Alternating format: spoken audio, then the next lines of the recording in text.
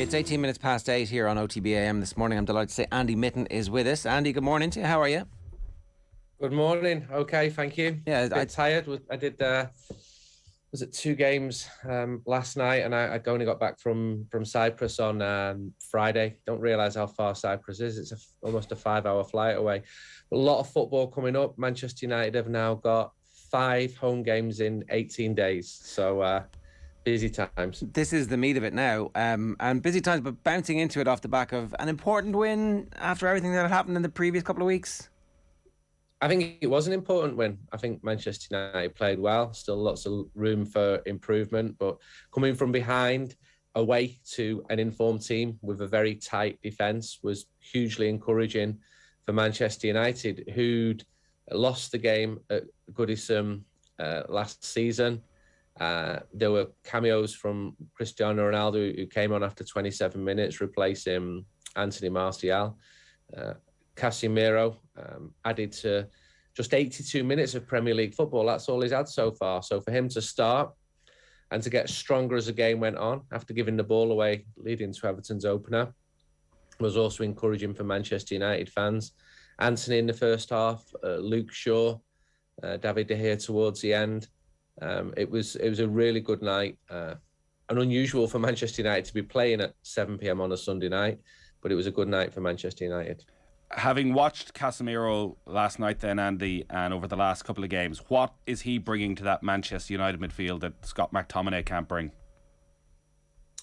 When he signed, I spoke to someone very senior at Barcelona, and he said to me, without putting his name to it, that he does the invisible things.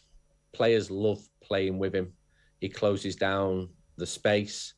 Defenders love playing behind him. Clearly, he's experienced. Surprisingly good in the air. He won all 8 balls in the air in Cyprus. Not that it'll be judged most strongly against Cypriot teams. What did he do at Goodison? Well, he missed a sitter with a header just before half-time, but he won the ball back in midfield, read a situation very well, and released it straight away forward to Cristiano Ronaldo, who ran onto it and scored. So I found with Casemiro, when you speak to people who play football or manage football, and I did quite a lot of that the last few days, they're absolutely glowing about him. Fans less so because he's not so obvious, but I think United fans saw the way he set that ball up last night, saw that he was part of a win, part of a team who came back. Look, he's one of the best midfielders in the world in his position. He's got the medals and trophies to prove that. But he has to get used to the Premier League. And when he lost that ball after 5 minutes, I thought it's a little bit faster in England than it is in Spain. But I don't have any doubts that he will do that.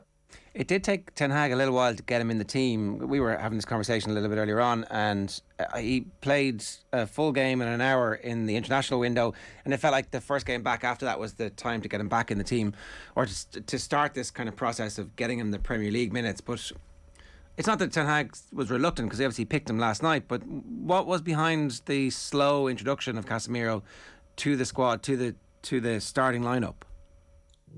2 words: Scott and McTominay. He was playing well. He deserved to keep his place in the team, picking up a few too many bookings, including last night at Goodison, where he was on the pitch for a couple of minutes and he got his 5th booking of the season, which means he'll miss the next league game at home to Newcastle on Sunday, which is almost certain to mean that Casemiro starts again. I think he would have started anyway, because I thought he was one of Manchester United's best players, but McTominay's had a good start to this season. When he didn't perform as well against Manchester City, not that any players did, I think that was an indicator to Erik ten Hag, okay, I'm bringing my biggest guns in now. We can't afford to be losing any more matches like that, even though Manchester City are a level above Manchester United at the moment. And you don't pay all that money for a midfielder from Real Madrid, one who was man of the match in the Super League as recently as August, and then not play him. Granted, he's a totally different type of player to Frenkie de Jong, who Erik ten Hag wanted throughout most of the summer. But again, it's Casemiro. he's one of the best midfielders in the world. Anthony scored again, 3-3. Really tidy finish. Sort of got under the radar, it feels, considering they spent so much money on him and the quality of the goals he scored. We should be raving about his performances. Overall, away from the goals, what have you made of him?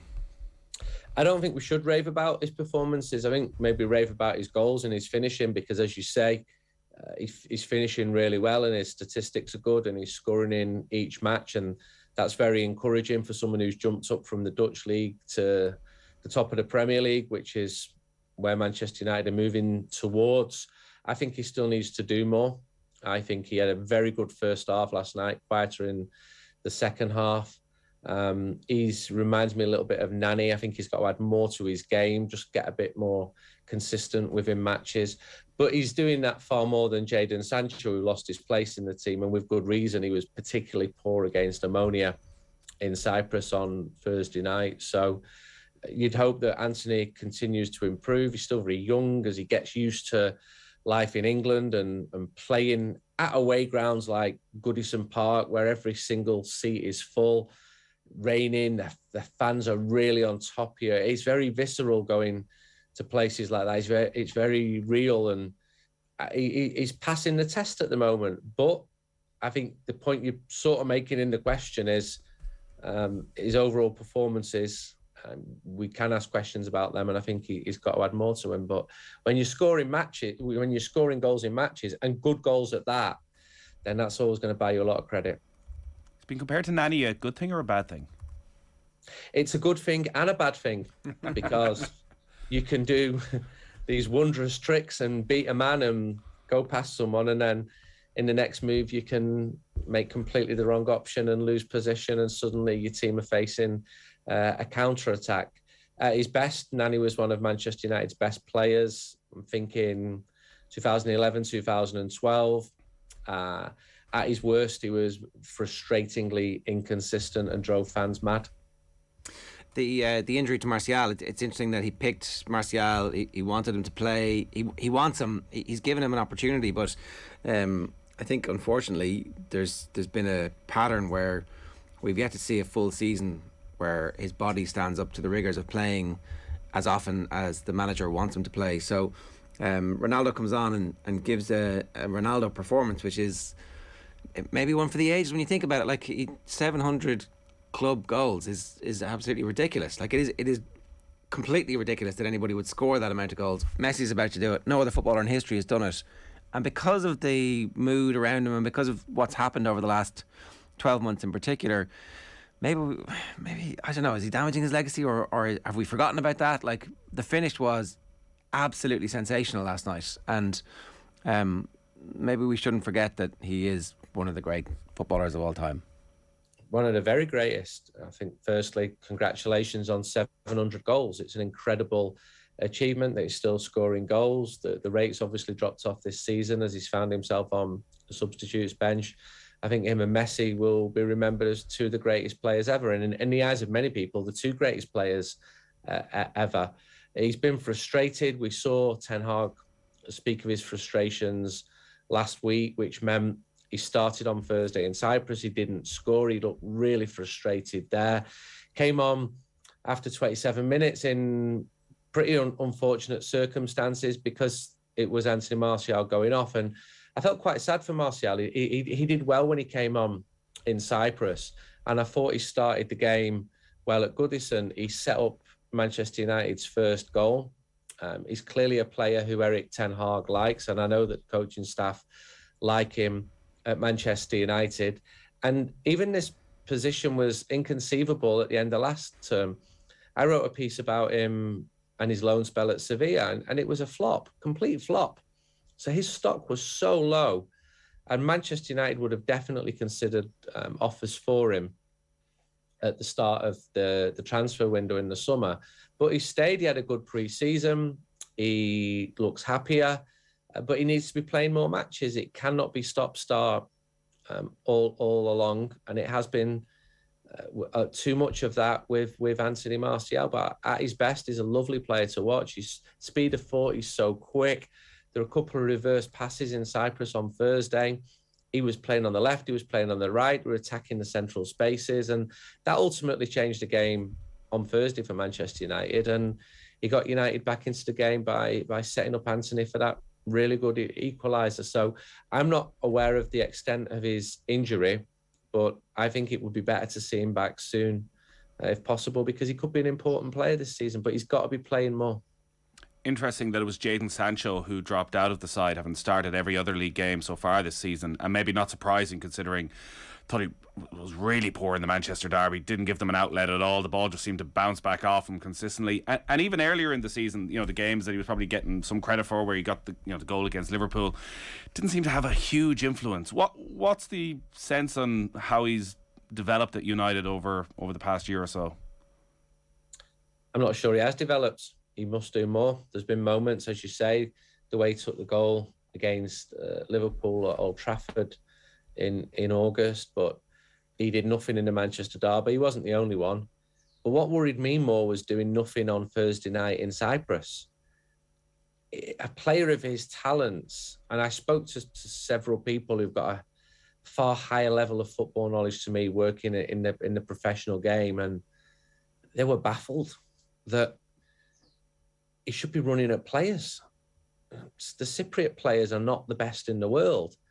And he gave the ball back, played it back after a corner, which led to Manchester United going behind in Cyprus, because he played the ball back to a young player who's the only player back, Tyrone Malacia, and he also came off at half-time. I like the fact that Ten Hag hooks his players if they're not playing well. There you go. You've had your chance. You've not played well. Off, and you're not starting in the next matches. And that creates a good sense of team spirit, I think. Luke Shaw came in for Malacia, played very well at Goodison. But Sancho was really poor in Cyprus and didn't deserve to keep his place in the team. And didn't. So he's got to do what the other players have done. He's got to work hard in training. He'll definitely get another chance. In this month alone, there are 9 matches. And when he does, he's got to do a lot more than he has been doing. It cost a lot of money, Sancho. There was a lot of excitement about him when he signed. Manchester United pursued him for a long time, and he needs to start living up to that billing and expectation, because he's clearly talented. Results like yesterday are really important in terms of being thereabouts when it comes to finishing in the top 4 this season. I think there's a fair chance we know who the champions are going to be. But after that, let's wait and see if Arsenal can maintain this form, and let's wait and see if Spurs can maintain this form. Chelsea have obviously got a new manager bounce, and some of their young players seem to have a bit more confidence and a bit of freedom around that, and he's changed the formation, which again we'll see if that squad is built for that. So it's up for grabs, and if any of those teams, including Manchester United, were to go on a run of winning games, you can see how you'd build a big lead and kind of you'd be in the top 4. That's a really good season from where Ten Hag started the year, or are the expectations still higher than that at the moment? I wouldn't say 4th alone would be classed as a really good season. I think Manchester United need to win a trophy as well. It's now 2017. That was the last time United won a trophy, the Europa League. United are in the Europa League this season, taking it very seriously. You saw the strength of the side, which started against the group's weakest team in Cyprus. Probably going to be a strong team that starts again at Old Trafford against Neil Lennon's Ammonia on Thursday. I think your point is right. The surprise for me is Liverpool. I didn't expect Manchester United to be, I think it's 5 points clear of Liverpool. I was almost joking about it before United played Liverpool. It said if Manchester United win this game, they go level with Liverpool, and everyone was laughing about it because it just seemed absurd given how poor United's start to the season was. And I didn't expect United to beat Liverpool, but United did beat Liverpool and beat Arsenal. And yeah, Manchester City looked far stronger than everyone else. They looked like just going to walk away with the league. Chelsea, as you say, under Graham Potter, he's doing things a little bit differently. I noted that he's brought Christian Pulisic in and he scored again. He scored for the first time for them at the weekend. Tottenham look stronger, but Tottenham don't win anything. They're banned from winning anything. So that's going to be a difficult game for Manchester United next week. I'll be interested to see how United go against Tottenham there, but there's got to be far more consistency from Manchester United. One stat I worked out last night was United have got 15 points from the opponents who've played so far, home and away. Against those same opponents, home and away last season, United only had 10 points. So that is a significant increase. And I know that stats can prove anything, but it is pointing in the right direction, especially when you think United lost those first two matches against teams that had beaten last season. Erik ten Hag has now won 5 out of 6 in the Premier League. The gap with City was shown last week, but he's 7 or 8 games into his Manchester United tenure. Pep Guardiola's 6 years into his time at Manchester City. And all the indications I get internally lead to positive noises about Erik ten Hag. So I think most Manchester United fans are having their manager. That's a really interesting week that's coming up. Newcastle at home, Tottenham at home, Chelsea away in the space of 6 days. That will, as you say, that consistency, if they could put it over those 3 games, you'd really start looking at them as top 4. Just one thing before we leave, because we've just been bemoaning UEFA and the fact they put the fixtures out and then said, actually, disregard that. We may change them. And Ger, one of those who'd flights booked to Paris to see France against Ireland, and may not happen now.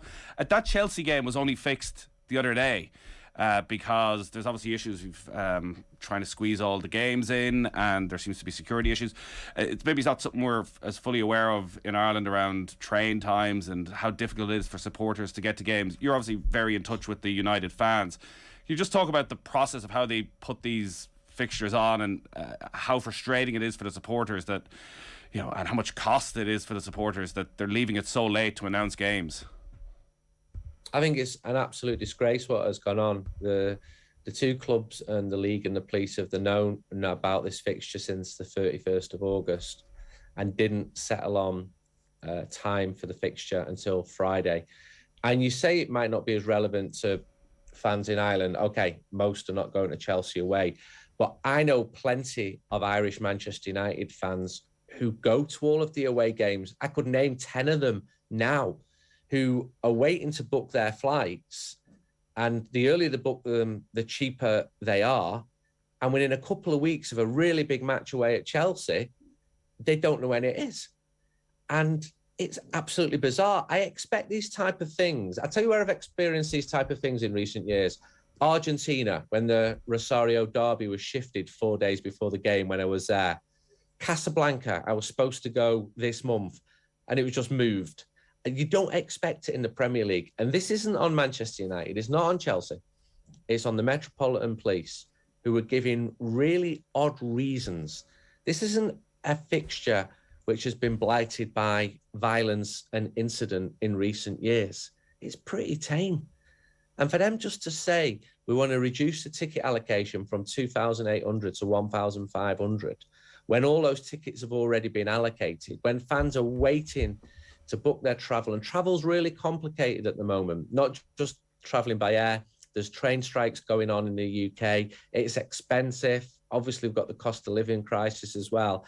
And I think match-going fans get forgotten about too often. And for most people who say they support Manchester United, it's not a major issue to them because they're not at matches. But you've still got 74,000 people going to all the home games and 3,000 going to every single away game. And if we had the tickets, that 3,000 would be 15,000. So it's a real lottery win when you get one of those tickets. But I think you're entitled to know when the game is. I think it's disgraceful what has gone on. And I'd like to see the Metropolitan Police held to account over this. Their job is to police events, not to decide when those events will be. Yeah, 100%. Andy, great to have you with us. Thanks a million. Thank you. Cheers, Andy. Andy Mitten there. You can, of course, read his stuff in United We Stand, also in The Athletic and various other places too.